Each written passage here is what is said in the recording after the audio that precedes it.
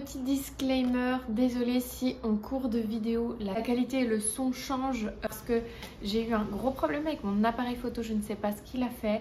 Au bout de 10 minutes, il n'a plus voulu enregistrer, donc le reste de la vidéo a été filmé avec mon iPhone. Bisous, enjoy! Salut, c'est Nana Book Lover. On se retrouve aujourd'hui après une plutôt longue pause pour vous faire un petit récap du challenge Un jour un livre. Si vous ne savez pas de quoi je parle, au mois de juin, on a lancé un challenge avec mes copines Marie du compte Muffins and Books et Maë du compte Les Lectures de Toby. Et le but de ce challenge était de se recommander un max de bouquins en fonction de différentes thématiques. Du coup, sur Instagram, tous les jours du mois de juin, on vous a partagé un bouquin en vidéo, chacune son tour, et vous étiez nombreux lorsque j'ai posté la vidéo qui expliquait les règles et les thématiques du challenge sur YouTube à m'avoir mis en commentaire que vous n'aviez pas forcément Instagram ou que ce serait chouette de pouvoir faire un petit récap par ici pour que vous puissiez également suivre le challenge ici. Ma copine Marie a fait un petit récapitulatif, une petite vidéo qui englobe toutes les thématiques et je me suis dit que ce serait cool de faire pareil. Du coup, je vais vous faire un petit récap, je vais prendre les thématiques les unes après les autres et vous présenter tous les livres que moi j'ai choisi, sachant que certains je les ai juste montrés en story sur Instagram. J'ai pas vraiment eu le temps d'approfondir mes choix. Du coup je me suis dit que ça serait assez chouette de pouvoir en parler plus profondément avec vous maintenant. Et du coup voilà, on va commencer ça tout de suite. Pour le premier jour du mois de juin, le thème était le plus beau livre de ta bibliothèque. J'avais un petit peu triché en choisissant une trilogie. Il s'agit de C'est beau bébé. Déjà, premièrement, il y a un jaspage de couleurs sur chaque bouquin. Franchement, je trouve ça pète, c'est assez cool. Et puis juste, quand on regarde comme ça, les gars, vous avez vu cette beauté? Du coup, voilà, clairement, déjà Red Rising, si vous ne me connaissez pas encore, il s'agit de ma saga préférée de tous les temps.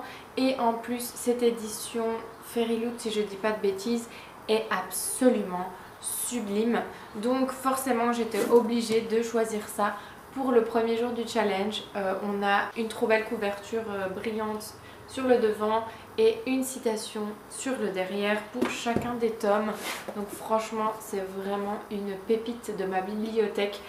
Très clairement, aucun autre livre ne peut être plus beau que ceux-ci, ils sont juste magnifiques. À chaque fois que je les regarde, j'ai juste qu'une seule envie, c'est de les relire. Oui, alors que ma palle déborde. Bref, du coup, clairement, les Red Rising dans cette édition, ce sont les plus beaux livres de ma bibliothèque. Il n'y a juste aucun doute là-dessus. Pour le deuxième jour du challenge, il s'agissait de montrer son dernier coup de cœur. Comme le challenge s'est déroulé au mois de juin, je vais vous parler de mon dernier coup de cœur de ce moment-là, même si ce ne serait pas forcément celui-ci que je vous présenterai aujourd'hui. Quoique il m'a tellement marqué que c'est vraiment mon dernier gros coup de cœur. Je crois que j'en ai pas eu d'aussi gros depuis, donc ça passe quand même. Je vais donc vous parler de Lueur de l'Est, le deuxième tome de la saga Compass Series. Juste ce roman est incroyable. J'avais lu le premier tome que j'avais adoré également, mais alors celui-ci, j'ai pas les mots, même encore après plusieurs mois après l'avoir lu, voilà, c'était vraiment une grosse pépite, un gros coup de cœur. Je me suis énormément reconnue dans le personnage principal d'Alia et ça a vraiment été une claque. Donc vraiment, c'est pour l'instant mon préféré de la saga, sachant qu'il y a 4 tomes, j'ai lu que les 3 premiers, donc je suis curieuse de découvrir le dernier, mais vraiment une pépite, un énorme coup de cœur. Si vous aimez les romances psychologiques surtout, lisez cette saga parce que vraiment pépite. Ensuite, pour le troisième jour du mois de juin, il fallait montrer une saga en cours.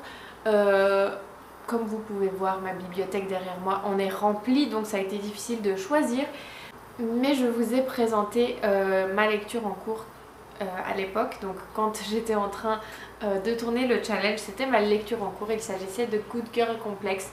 C'est le premier tome d'une duologie, si je dis pas de bêtises. On va suivre 2 jumeaux et du coup le deuxième tome est sur le deuxième frère. Je sais pas encore si je le lirai parce que je ne sais pas si ça m'intéresse son histoire à lui. En tout cas, ce premier tome était vraiment très sympa, j'ai beaucoup aimé, vraiment très summer vibes. Donc c'était vraiment pépite, c'était parfait pour le mois de juin. Je pense que je vais pas vous faire un avis plus détaillé sur tout ça parce qu'il y a beaucoup de livres que je dois vous présenter dans mon prochain update lecture. Qui arrivera sans doute très bientôt, donc voilà. Mais en tout cas, celui-ci c'est le premier tome d'une duologie que j'ai vraiment beaucoup aimé. Et du coup, voilà pour le 3e jour. Ensuite, nous avions un petit concours des familles le dimanche, comme chaque dimanche. Et du coup, le lundi, le prochain thème était la couverture est bof, mais l'histoire est ouf. Pour celui-ci, je vous ai présenté très rapidement en story la saga The Players et le premier tome Under the Ice. Il faut savoir que la couverture en grand format est vraiment beaucoup moins jolie que celle en poche. Moi j'ai celle en poche que je trouve juste trop mignonne et trop jolie, donc ça convient pas vraiment au thème, mais la couverture en grand format ressemble à ça.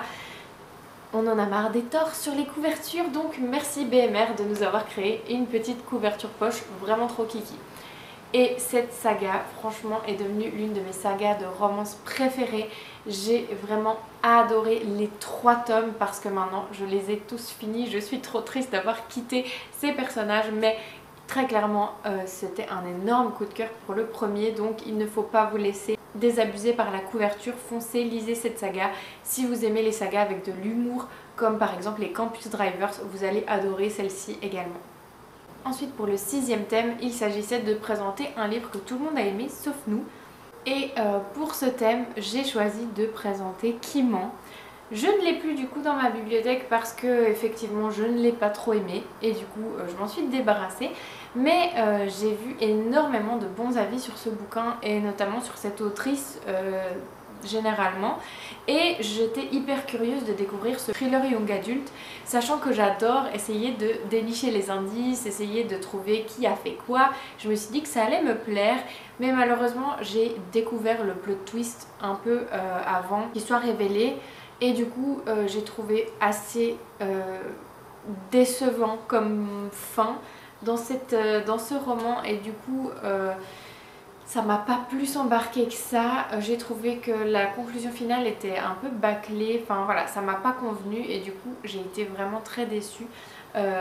Donc je ne pense même pas que je regarderai la série parce que j'ai vu qu'il y avait une série sur Netflix je crois, mais ça me tente pas honnêtement, sachant que j'ai pas trop aimé le livre. Donc voilà, en tout cas ce bouquin, ne me lancez pas de tomates. Je sais que beaucoup de gens l'ont adoré et ont trouvé que le plot twist était incroyable, mais perso c'était pas fait pour moi. Le 7e thème, il s'agit d'une relique de Tapal. Comme vous pouvez le voir, j'ai beaucoup de livres dans ma pile à lire, et en plus il y en a qui sont là depuis très longtemps, mais j'ai été absolument incapable de déterminer lequel était là depuis le plus longtemps. Donc je me suis dit que ce que j'allais faire, c'est que j'allais choisir un livre qui est là depuis très longtemps, certes, mais que beaucoup de monde a lu et que c'est un scandale que c'est toujours pas mon cas. Du coup, je vous ai présenté Illuminae. C'est un roman de science-fiction qui est dans ma pile à lire depuis méga longtemps. Je pense pas depuis sa sortie, mais depuis en tout cas très longtemps. Et je ne sais pas pourquoi je ne l'ai toujours pas lu, parce que clairement j'adore la science-fiction et j'ai lu tellement de bons avis sur celui-ci que je suis sûre que j'aimerais. En plus il a vraiment un format hyper particulier, donc ça m'intrigue vraiment beaucoup. Il est là depuis longtemps, mais c'est pas parce que j'ai pas envie de le lire, c'est clairement, je sais pas, il n'y a pas de raison pour lesquelles il est là depuis longtemps, mais en tout cas c'est le cas. J'ai que le premier tome d'ailleurs dans ma palle, mais je ne l'ai toujours pas lu, donc j'ai hâte d'un jour pouvoir le faire parce que clairement on va pas se mentir, il me fait trop envie. Ensuite, le 8e thème, il s'agissait d'un livre qui fait voyager. Il y avait pas mal de livres dans ma bibliothèque qui m'ont fait voyager, où on nous embarque dans différents pays ou dans différentes villes, mais j'avoue que celui-ci m'a vraiment fait voyager, et en plus comme j'adore les summer vibes dans les romans, il m'en a mis plein les yeux. Il s'agit de Love and Gelato de Jenna Evans Welch. C'est un bouquin qui se passe en Italie pendant l'été. Franchement, si vous aimez l'Italie, si vous avez déjà été en Italie, vous allez kiffer lire ce bouquin parce qu'il y a plein d'endroits, de villes d'Italie qui sont juste à tomber, qui sont décrits dans ce roman. Et même si on n'a pas été visiter en vrai ces endroits, ben, je trouve que on se retrouve vraiment plongé dans cette ambiance et plongé dans ce magnifique paysage. Et du coup, vraiment, ce livre, il m'a fait voyager du début à la fin. Par contre, ne regardez pas le film, il est vraiment très nul. Regardez plutôt ma vidéo, je vous en parle plus en détail. Ensuite, on a un livre qui t'a fait rire et pour ce thème, j'étais trop contente de pouvoir vous présenter cette saga que j'adore. Il s'agit de 2 romances de Noël de Karen Pont. Vous faites quoi pour Noël et vous faites quoi pour Noël? On se marie. Franchement, ces bouquins, c'est vraiment des pépites, des romances de Noël comme on adore, où on casse les clichés des romances de téléfilms de Noël et où il y a un humour mais décapant du début à la fin. J'ai vraiment ri pendant toute ma lecture et en plus moi qui adore Noël, c'est vraiment une romance qui m'a plongée à fond dans la magie de Noël, l'ambiance de Noël, mais tout en n'en faisant pas des caisses non plus et tout en prenant les choses avec beaucoup d'humour. Donc si vous aimez les romances très humoristiques et que vous aimez quand même un poil Noël, parce que il faut le dire, c'est quand même vachement dans l'ambiance de Noël, vous allez adorer cette saga, je vous la recommande à 1000%. Ensuite, il fallait présenter un bouquin avec un méga plot twist. Comme je l'ai dit tout à l'heure, lorsque je vous ai parlé de Kimon, j'adore lire des romans où ça me retourne le cerveau, où je suis hyper surprise par les rebondissements ou les retournements de situation et je déteste deviner les plot twists à l'avance. Et il faut avouer que ce roman, je ne m'attendais pas du tout à ça. Je vous parle bien sûr de L'As de cœur de Morgane Moncombe. Généralement, dans les new romances, c'est très rare que je sois surprise ou qu'il y ait des plot twists incroyables. Donc, je m'attendais vraiment pas du tout à être retournée de la sorte. Mais vraiment, c'est une new romance de folie avec des plot twists, mais mama, incroyable. Toutes les 2 pages, on se dit non mais c'est pas possible, il peut pas y avoir encore un retournement de situation là, j'ai tout vu. Et tout d'un coup, boum, non, en fait t'as pas tout vu, il y a encore pire. Bref, franchement ce bouquin il est incroyable. Je crois que c'est mon préféré de l'autrice pour le moment. Donc si vous ne l'avez pas encore lu, foncez. Pour le 12e thème du challenge, il fallait présenter un livre qui nous a fait sortir de notre zone de confort. Je dois vous avouer que c'était pas facile de trouver une réponse à cette question parce que j'ai beaucoup de mal à lire des choses où je sais que ça va me sortir de ma zone de confort. C'est clairement pas quelque chose que j'ai l'habitude de faire. J'aime vraiment que la lecture reste un cocon pour moi et quelque chose voilà, qui me procure du bien-être. Donc c'est vrai que c'était pas facile, mais en y pensant, j'ai tout de suite pensé à un roman que j'ai lu il y a vraiment des années de ça. Il s'agit de La vérité sur l'affaire Eric Hébert. Et là vous vous dites, elle a fumé quoi la madame? Je sais que j'ai pas celui-là, mais je l'ai prêté à quelqu'un ou alors il appartenait à ma meilleure amie qui me l'a prêté quand je l'ai lu, je ne sais plus exactement. Du coup j'ai pas celui-là, mais j'ai d'autres livres de cet auteur. Bref, trêve de blabla, je m'éparpille. Mais ce que je voulais dire, c'est que Joël Dicker m'a fait carrément sortir de ma zone de confort parce qu'habituellement, je ne lis jamais, ni de thriller, ni de roman policier parce que je suis une grosse flippette, on ne va pas se mentir. Et du coup, j'ai pas du tout envie de crever de peur quand je passe un moment de lecture. Mais j'ai adoré plusieurs de ces romans. Celui-ci, La vérité sur l'affaire Eric Hébert, et j'en ai encore un de lui dans ma pile à lire. Donc clairement cet auteur me fait sortir de ma zone de confort parce que c'est le seul que j'ai lu dans un style totalement différent de ce que je lis d'habitude. Et franchement ça m'a pas déçue, j'ai vraiment adoré. Donc voilà, je me dis que de temps en temps peut-être qu'il faudrait que je fasse un effort pour sortir de ma zone de confort. Mais c'est pas toujours facile. Ensuite, pour le prochain thème, il fallait présenter un manga ou une BD que tu as aimé. J'aime beaucoup les BD et les mangas, j'en ai beaucoup dans ma bibliothèque. Ça n'a pas été facile de choisir duquel je voulais vous parler, mais je me suis dit que j'allais vous parler d'une série de BD que j'avais lue en entier et qui était terminée. Il s'agit de la BD Dans les yeux de Lia. Il y a 3 tomes, c'est une trilogie qui est déjà terminée et que j'ai lue d'une seule traite. Franchement, je les ai tous lus et je les ai tous adorés. C'est vraiment une histoire magnifique. J'adore les illustrations de cette BD. Si je peux ne pas m'assommer avec, ça m'arrangerait. J'adore vraiment les couleurs, le style d'illustration et la façon dont les planches sont découpées. Donc voilà, c'est vraiment une BD que j'ai beaucoup aimée et que je vous conseille si vous cherchez une BD avec un sujet un peu plus adulte, parce que c'est vrai que je lis pas mal de BD jeunesse, mais celle-ci c'est vraiment une BD adulte avec des sujets qui sont très durs, très poignants, très émouvants, mais vraiment magnifique. C'est une histoire super belle qui mérite d'être lue, je vous la conseille. Ensuite, il fallait vous présenter un couple qui nous a fait vibrer. Et là, j'étais trop heureuse de pouvoir vous présenter cette saga de romans graphiques que j'adore et ce couple que je surkiffe. Il s'agit de Heartstopper et particulièrement du couple de Nick et Charlie. Franchement, cette histoire est tellement mignonne. C'est une des histoires d'amour les plus cute que je n'ai jamais lues. Il y a actuellement 4 tomes qui sont sortis dans le roman graphique et un 5e tome est prévu pour la fin de cette année. Et franchement, j'adore cette histoire. Elle est magnifique, merveilleuse, sublime, cute, tout ce que vous voulez. Je vous la conseille vraiment à 12 000%. Et si vous n'avez pas trop envie de la lire, je vous conseille la série parce qu'elle est tout aussi bien. Et d'ailleurs, j'ai trop hâte de pouvoir voir la 2e saison qui sort tout bientôt. Donc voilà, ça c'est vraiment un couple que j'adore et je fonds à chaque fois que je lis un tome de cette saga parce qu'ils sont trop mignons.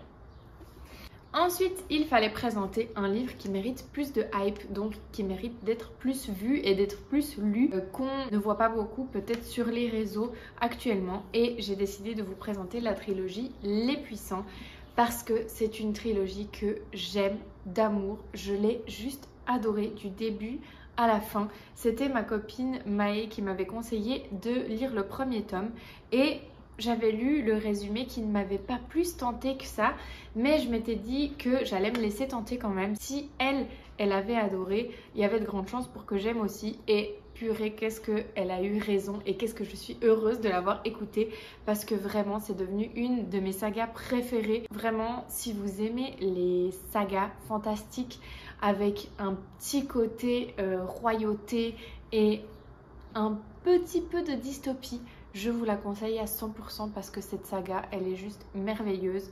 Par contre, il y a beaucoup de personnages, il y a beaucoup de points de vue. Je sais que ça dérange certains, mais moi, je l'ai adorée. Et j'ai juste trop envie de me la relire, même si ma palle n'est pas d'accord. Et en plus, l'autrice est trop mignonne. J'avais eu le bonheur de la rencontrer au Salon du Livre de Montreuil il y a des années de ça. Et elle était trop chou. J'avais adoré discuter avec elle. Donc vraiment, lisez cette saga.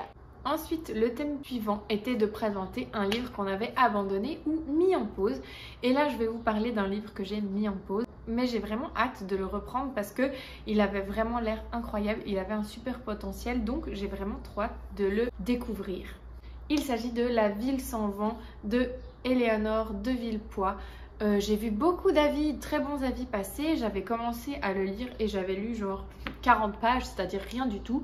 Mais j'avais eu du mal à me plonger dedans et à vraiment comprendre ce qui se passait. Je pense que c'était juste pas le bon moment pour moi pour le lire. Donc j'ai vraiment hâte de le recommencer depuis le début parce que là ça aurait aucun sens de continuer à la page 43. En plus, vraiment, je suis une grosse patate. Je ne l'ai même pas arrêté à un chapitre, je crois. Et c'est vrai que la mise en page était assez particulière. Dans un chapitre, il y avait plusieurs points de vue coupés de façon un peu spéciale, un peu inhabituelle. Donc c'est vrai que j'avais eu un peu de peine à m'y retrouver avec les personnages et à comprendre vraiment qui, quoi, comment, où. Donc c'est peut-être aussi la raison pour laquelle je l'avais mis de côté. Mais je ne désespère pas, je vais essayer de le lire parce que vraiment l'univers a l'air incroyable et il y a vraiment un potentiel de fou. Ensuite, il fallait parler d'un livre avec une belle couverture mais dont l'histoire est vraiment bof. Et là, je vous avais présenté en faisant une vidéo la sélection. Ne me tapez pas s'il vous plaît parce que j'avais lu le 1er tome il y a pas mal d'années que j'avais bien aimé, mais ça n'avait pas été un coup de cœur non plus, mais j'avais beaucoup aimé et j'étais vraiment très curieuse de lire la suite. Et par contre, le tome 2 et le tome 3 ont été une véritable catastrophe pour moi.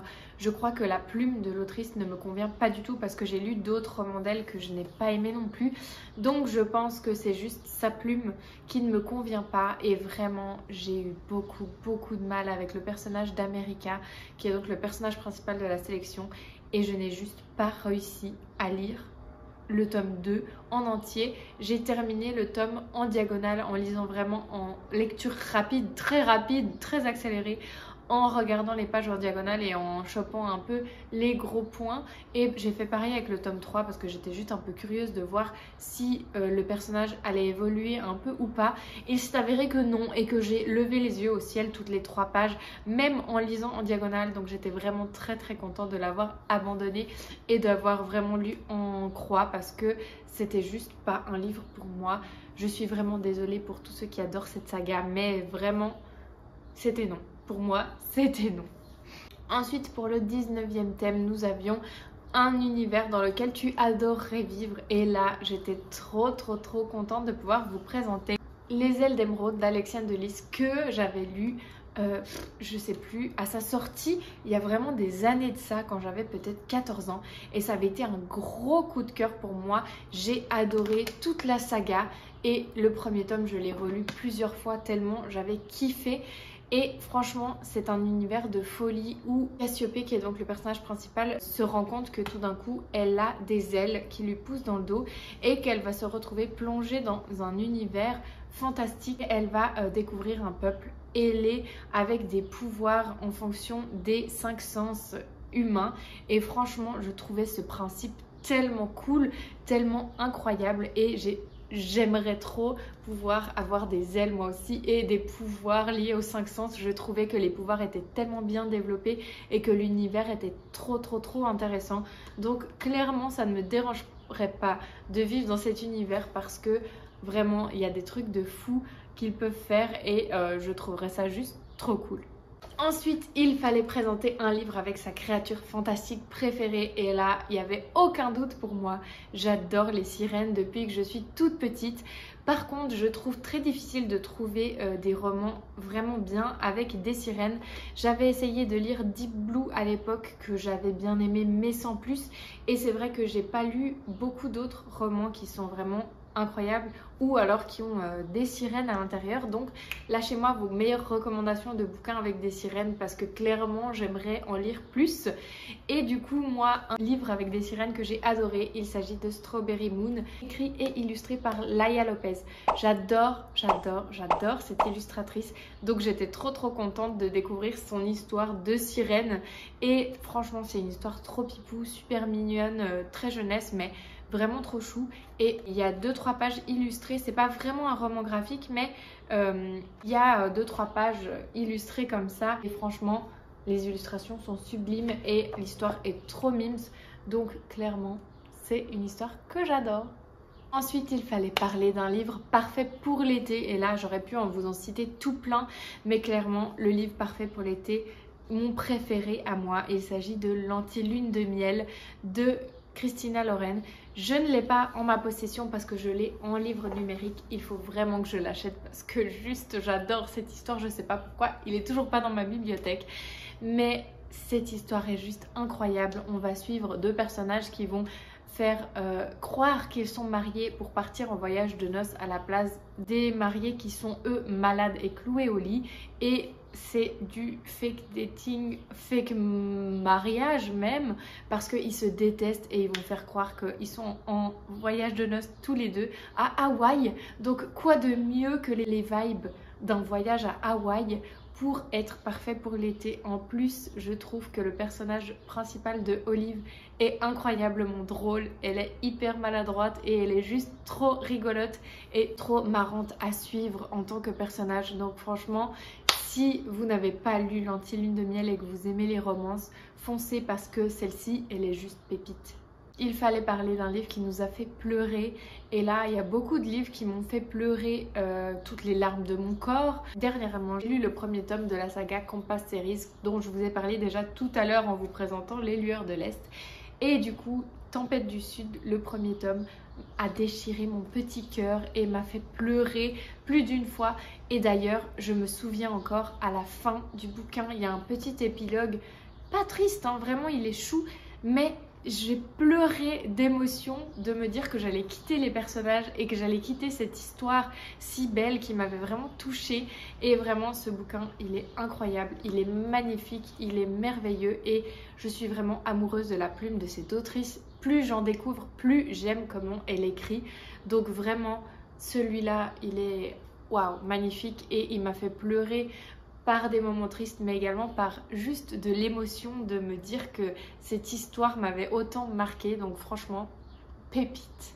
Ensuite, il fallait présenter le livre de sa pile à lire qui nous tentait le plus. Et là, je sais que ma copine Maë est très contente que j'ai sélectionné ce bouquin. Il s'agit de Assoiffée, le premier tome. Il faut savoir que je suis une grande fan de Twilight depuis toujours, donc les romans de vampires, j'adore ça. Et du coup, clairement, quand on m'a vendu le truc comme une saga addictive qui parle de vampires et je crois même également de loups-garous, ok, let's go. J'attends peut-être éventuellement qu'il fasse un petit peu plus frais et que je sois un peu moins dans les summer vibes pour me lancer dedans, mais j'ai trop hâte de le lire. Et comme on est dans le thème, il fallait présenter le livre que tu as le plus relu. Et pour ma part, il s'agit de Twilight et surtout du dernier tome de Twilight.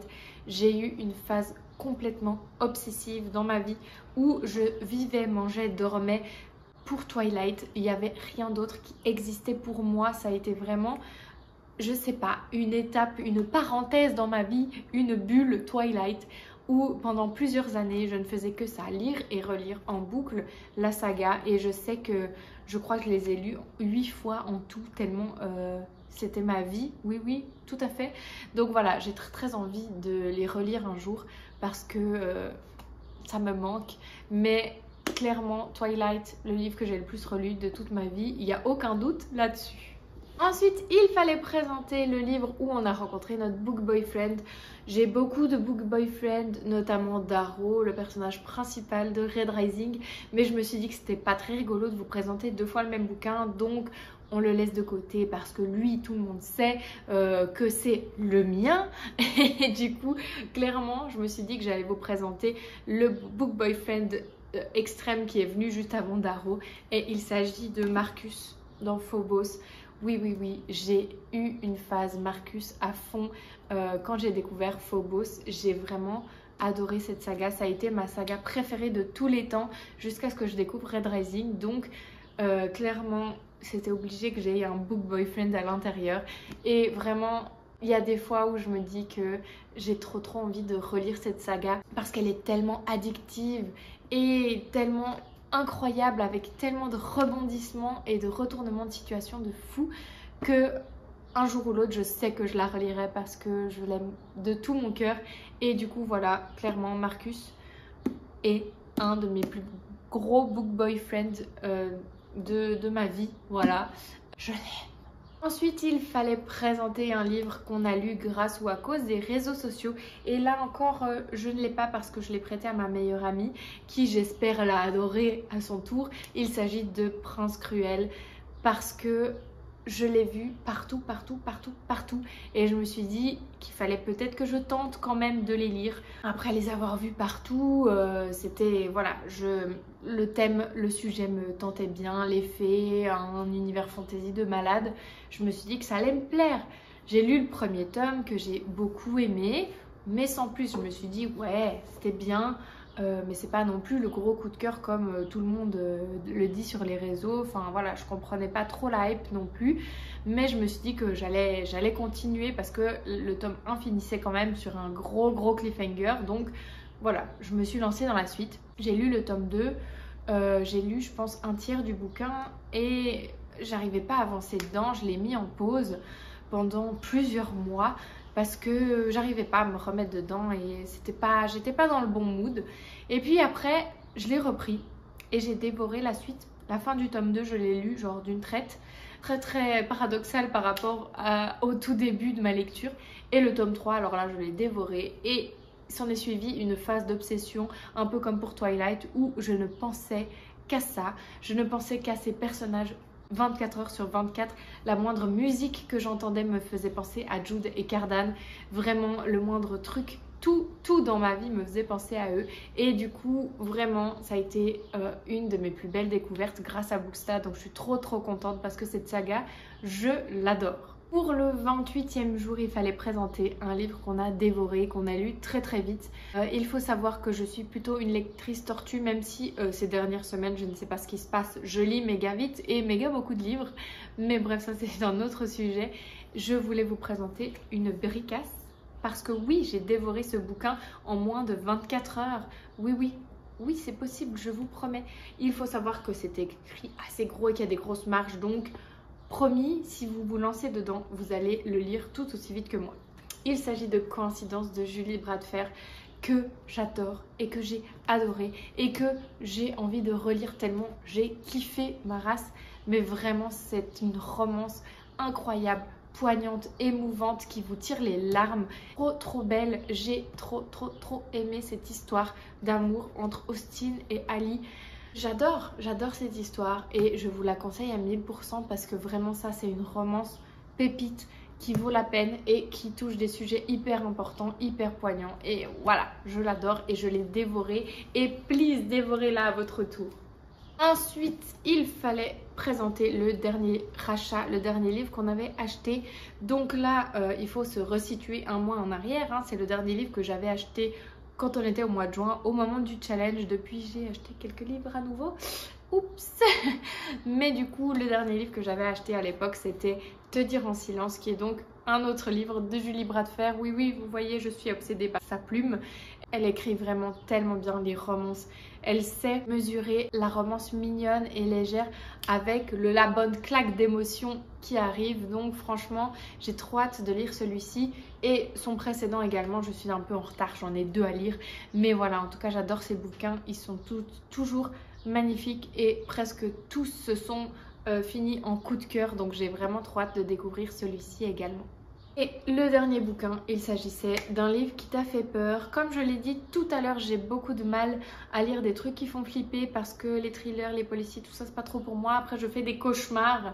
Donc, c'était un peu dur pour moi de répondre à cette question. Mais je l'ai un peu détournée à ma façon et du coup, je vous présente aujourd'hui ma raison de vivre.